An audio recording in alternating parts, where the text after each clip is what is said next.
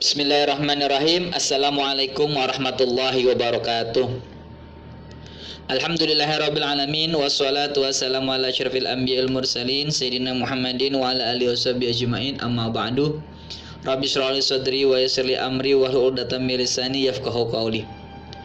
Anak-anakku sekalian, kembali lagi dalam pelajaran Bapak Quran Hadis bab 2. Kemarin baru Bapak jelasin bab 2 pertemuan pertama. Sekarang Bapak akan jelaskan lagi bab 2 pertemuan kedua. Semoga Bapak harapkan kalian semuanya dalam lindungan Allah Subhanahu wa taala dan dalam keadaan sehat walafiat ketika menyaksikan video Bapak ini. Anak-anakku sekalian, sebelum mulai pembahasan bab 2 pertemuan kedua, Bapak minta tolong kepada kalian untuk subscribe, like, dan komen YouTube MTS Asada ini, ya, biar Bapak lebih semangat lagi dalam membuat pembelajaran Al-Quran Hadis. Dan tak kalah pentingnya, sebelum mulai, marilah sama-sama kita membaca suratul Fatihah agar ilmu yang akan Bapak berikan berguna bagi kalian di masa yang akan mendatang. Al-Fatihah Al-Fatihah ala hadhiniyah walikul niyatin salihah wa ila hadratin Nabi Muhammadin sallallahu alaihi wasallam. Al-Fatihah. A'udzubillahi minasyaitonir rajim. Bismillahirrahmanirrahim. Alhamdulillahirabbil alamin arrahmanir rahim malikil yaumiddin.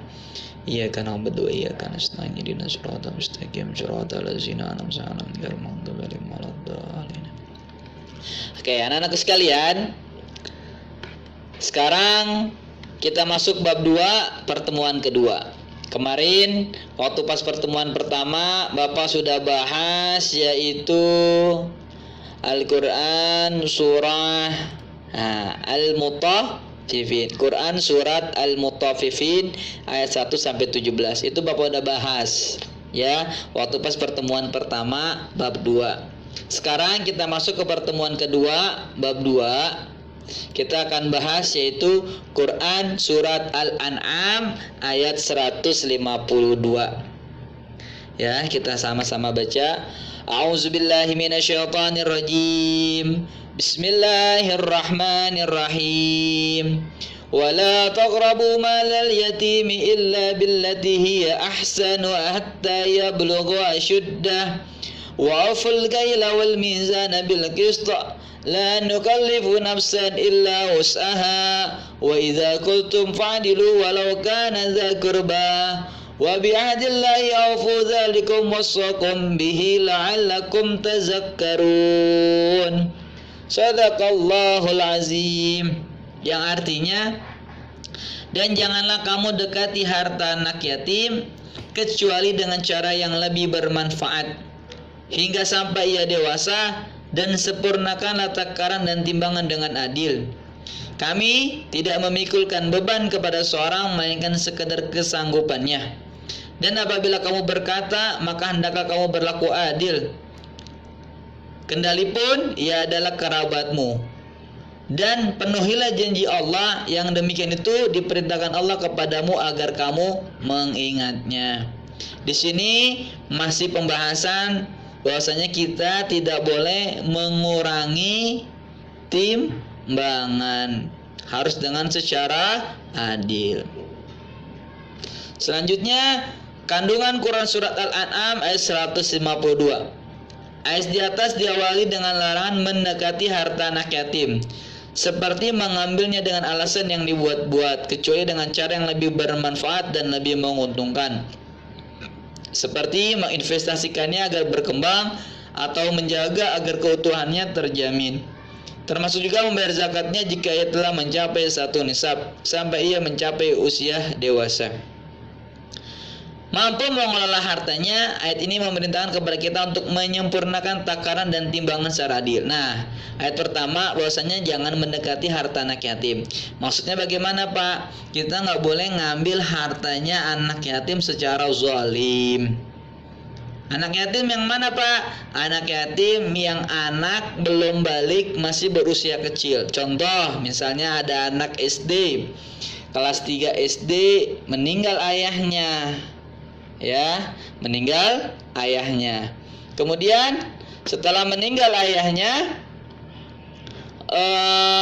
anak tersebut jadi anak yatim. Nah, bapaknya punya harta yang cukup banyak. Nah, sedangkan keluarga kamu sebagai sepupunya atau sebagai saudara dari ayahnya. Nah, kemudian setelah itu kamu nggak boleh tuh ngambil hartanya dia tuh, karena emang haknya dia. Dia ditinggalin sama ayahnya, nggak boleh kamu ambil. Ambil gimana? Kamu ambil, kemudian kamu belanjain buat yang lain, kamu buat berfoya-foya, itu nggak boleh. Itu sama aja kamu mengambil harta anak yatim. Terus bagaimana Pak yang boleh? Yang boleh hartanya kamu pegang, kemudian kamu kelola itu keuangan biar bertambah harta anak tersebut. Ya, biar bertambah harta anak yatim itu boleh. Jadi misalnya anak yatim punya rumah, kemudian rumahnya kamu kontrakin, ada duitnya. Nah, itu duit punyanya anak yatim. Ya, jangan malah rumahnya kamu jual. Nauzubillah min zalik. Itu sama aja kamu mengambil hartanya anak yatim. Nanti kena akibatnya di akhirat sama Allah Subhanahu wa taala. Nggak boleh, ingat anak-anakku sekalian, jangan pernah mengambil harta anak yatim. Ya, nggak boleh ngambil harta anak yatim. Kalau pengen dikembangkan harta tersebut boleh, sehingga mendapatkan keuntungan itu boleh. Ya, yang nggak boleh kalian ambil. Kemudian selanjutnya ayat ini juga memberitakan kepada kita untuk menyempurnakan takaran dan timbangan secara adil. Ya, ini buat pedagang nih. Ya, kemarin Bapak udah jelaskan di Quran surah Al-Mutaffifin, demikian pula di Quran surat Al-An'am ayat 152. Jadi kalau misalnya kamu jualan, ya nggak boleh kamu kurangin timbangan. Biasanya kan kalau orang jualan kan beli barang tuh sama agen, ya. Ketika pas kamu beli barang sama agen, kamu mintanya lebih. Bang, ini kan sekilo lebih lah, dikit dah, dilebihin sama agennya. Kemudian kamu jual lagi, bukannya pas malah berkurang, itu nggak boleh. Jadi kalau kita nerimanya 50 kilo, maka kita jual juga 50 kilo. Ya, kalau misalnya jual beras, kita beli berasnya 1 karung, maka kita jualnya juga 1 karung. Nggak boleh kita kurangin. Kita beli gula 1 kilo di agen, kemudian kita jual juga 1 kilo. Nggak boleh 9 ons, kurang 1 ons. Nah, itu nggak boleh itu. Sama aja kamu mengurangi timbangan. Nanti akan kena azab Allah di akhirat. Nauzubillah min zalik. Kemudian, namun demikian, karena untuk tepat 100% dalam menimbang adalah sesuatu yang sulit, maka dibuat kesepakatan antara penjual dan pembeli berupa kerelaan agar jangan sampai menyulitkan keduanya. Penjual tidak harusnya untuk menambahkan barang yang dijual melebihi dari kewajibannya. Pembeli juga merelakan jika ada sedikit kekurangan dalam timbangan karena tidak sengaja. Ayat ini menunjukkan bahwa agama Islam tidak ingin memberatkan pemeluknya. Kalau bisa, kamu nih sebagai penjual, ya, lebihin dikit. Ya, lebihin dikit.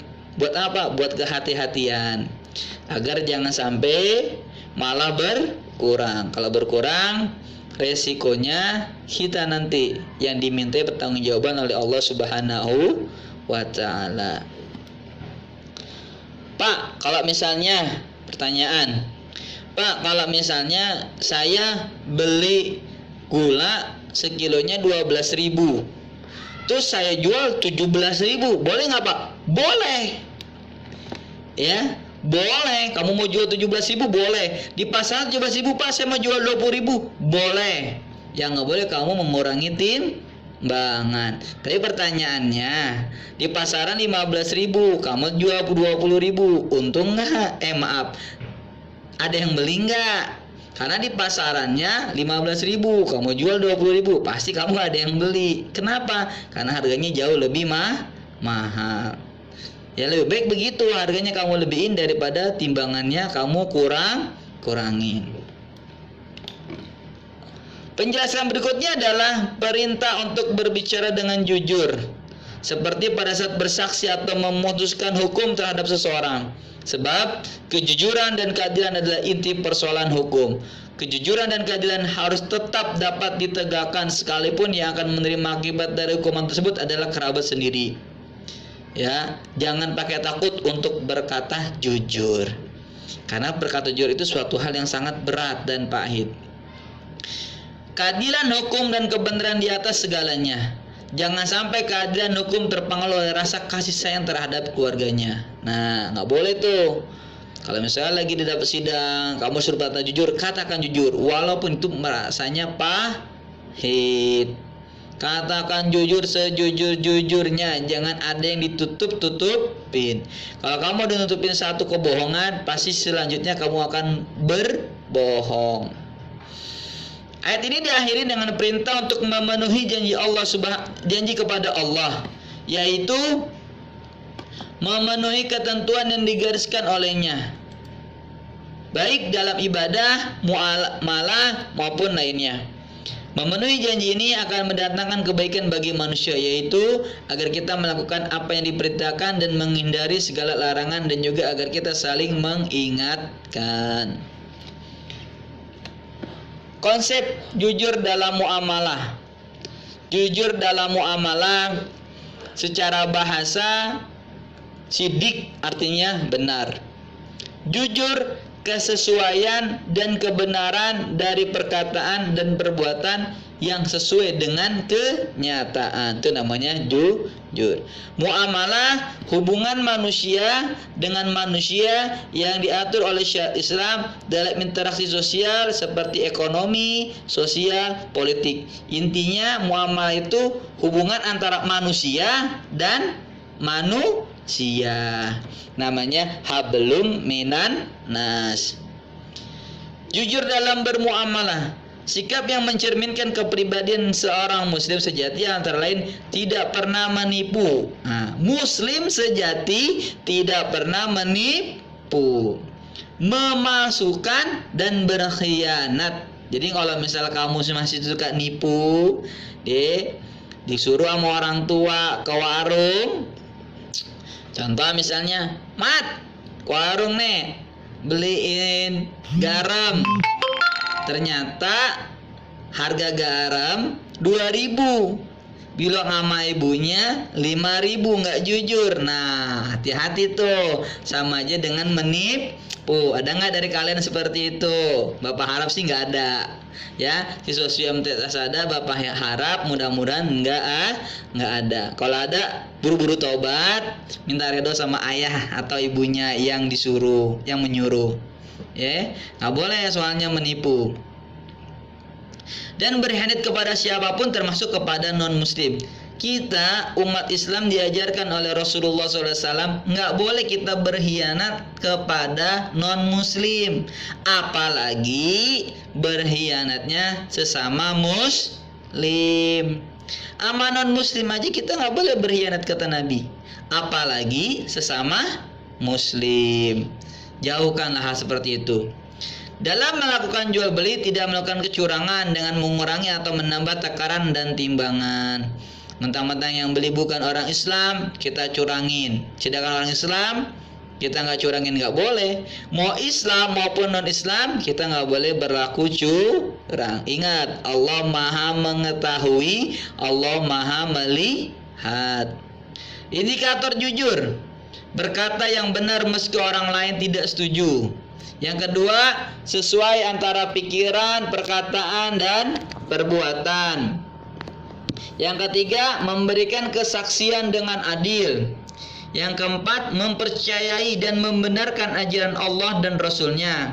Yang kelima, taat kepada perintah dan larangan Allah. Yang keenam, menepati janji. Yang ketujuh, amanat. Makanya Rasul itu, sifat-sifatnya Rasul ada 4. Ada 4 sifat-sifatnya Rasul. Yang pertama, sidik. Apa sidik? Jujur. Seorang Rasul harus mempunyai sifat jujur. Tuh. Makanya kita sebagai umatnya Nabi Muhammad SAW, Pak, saya nggak bisa Pak jujur. Dilatih pelan-pelan. Dilatih pelan-pelan agar kita bisa bersifat jujur. Agar kita mempunyai sifat jujur. Alak etika bermuamalah. Yang pertama, hindari egois, sombong dan serakah. Hargai dan hormati hak dan kebebasan orang lain. Bekerja sama saat susah dan senang.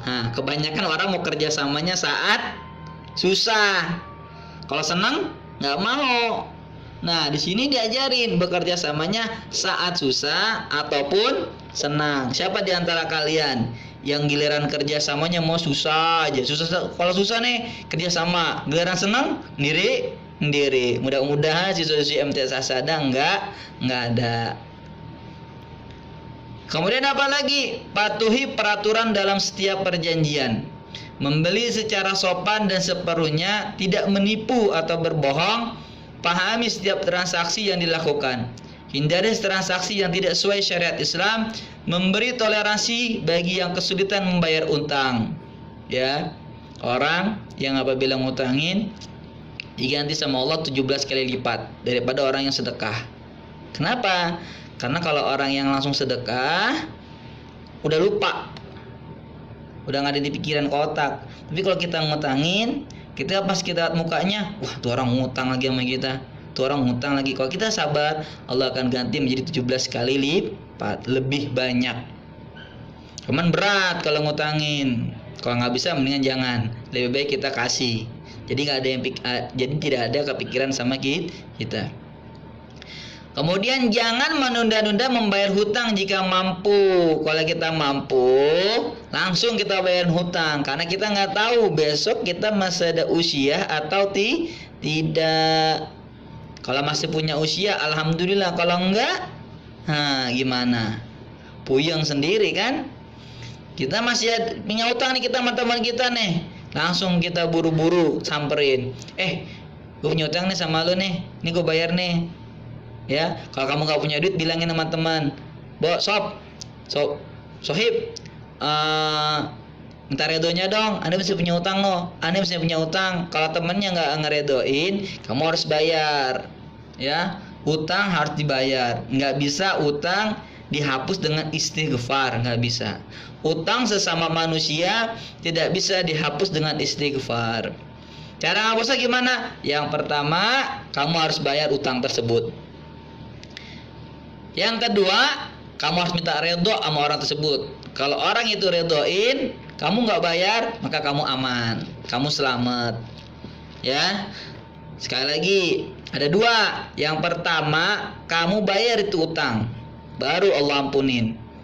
Ya, nggak bisa dengan cara istighfar. Yang kedua, kalau misalnya kamu nggak bisa bayar, kamu minta redho sama itu orang.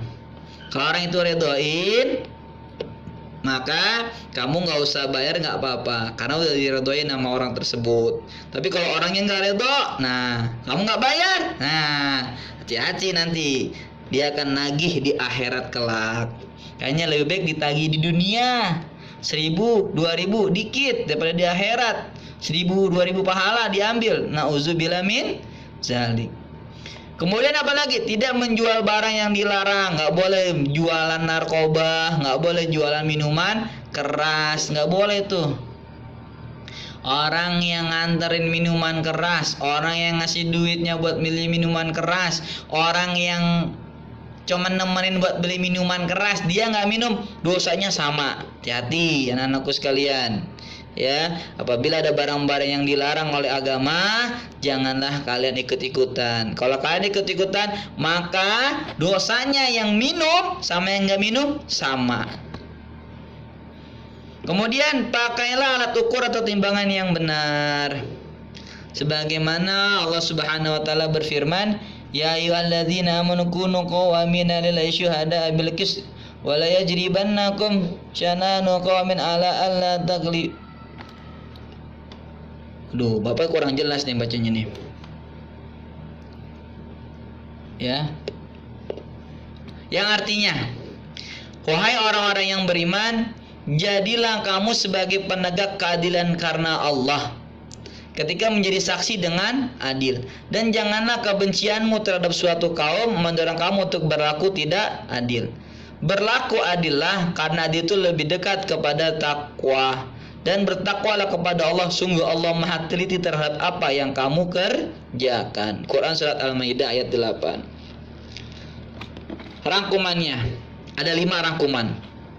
Yang pertama, jujur merupakan suatu sifat yang sangat penting, karena sebagai pondasi kepercayaan seseorang kepada kita. Kalau kita udah nggak jujur, orang nggak bakalan lagi percaya kepada kita. Kenapa? Karena kita nggak bisa menjaga amanah. Karena kita orangnya berkhianat, nggak bisa jujur. Jujur adalah akhlak para nabi yang harus kita teladani karena akan membawa kepada kebaikan di dunia dan akhirat. Kebaikan kepada diri kita, orang lain, dan juga masyarakat. Bentuk jujur beragam. Ada jujur dalam niat, ucapan, tindakan, jujur dalam perjanjian, jujur dalam muamalah, jujur dalam pengamalan agama. Dalam Quran surah Al-Mutaffifin, rangkuman yang keempat, Allah melarang keras dengan ancaman azab yang sangat pedih bagi orang yang berlaku curang, terutama dalam jual beli. Orang-orang ini termasuk dalam golongan orang yang durhaka dan akan dicatat dalam sijjin. Kelak mereka akan dilemparkan ke dalam api neraka. Na'udzubillah min zalik. Makanya dari sekarang lah kalian bersifat jujur, memilikilah sifat jujur. Biasakanlah sifat jujur. Yang kelima, Quran surat Al-An'am memerintahkan kepada kita untuk berlaku dengan baik terhadap anak yatim, menyempurnakan takaran, perintah untuk bersikap adil dengan berkata jujur saat menjadi saksi, dan perintah untuk memenuhi janji kepada Allah, yaitu dengan mentaati semua ketentuan Allah baik dalam hal ibadah, muamalah maupun yang lainnya. Jadi intinya bab 2 kalian itu berbicara bahwasanya kita harus berlaku jujur, nggak boleh mengurangi timbangan. Kemudian nggak boleh menyakiti atau memakan harta anak yatim. Harus berlaku baik terhadap anak yatim. Ya. Mungkin ini saja pembahasan bab 2 yang Bapak jelaskan. Kurang lebihnya Bapak mohon maaf. Pesan Bapak 3M. Ya, jangan lupa menggunakan masker setiap bepergian. Yang kedua, mencuci tangan setelah habis memegang sesuatu dengan air yang mengalir. Yang ketiga, jaga jarak. Janganlah sering-sering berkumpul karena sampai sekarang COVID-19 masih belum kelihatan selesainya. Mudah-mudahan Allah Subhanahu wa taala menjaga kita, menjaga murid-murid MTS Asada, menjaga guru-guru MTS Asada. Mudah-mudahan tidak ada yang terpapar daripada COVID-19. Amin ya rabbal alamin. Bapak kira cukup sekian, kurang lebihnya mohon maaf. Assalamualaikum warahmatullahi wabarakatuh.